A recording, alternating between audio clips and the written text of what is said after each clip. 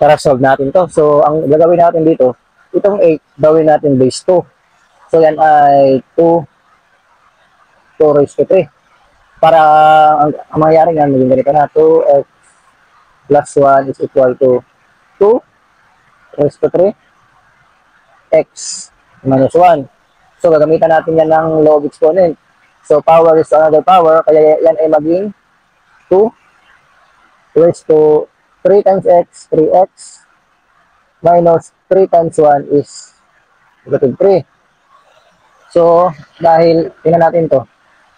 Dahil yan ay same base na sila 2, kaya pwede natin sabihin na itong x plus 1 at saka itong 3x minus 3 ay equal. So, x plus 1 equal to 3x minus 3. So, pagsasamahin natin yung like terms. So, itong, ilipat natin itong x sa kabila. So, matitira ay 1 equal to 3x. Itong x, ililipat natin, kaya yan ay magiging negative x. Itong negative 3, lilipat natin doon, magiging positive 3. So, ito ay magiging 4 equal to 3x minus x, 2x.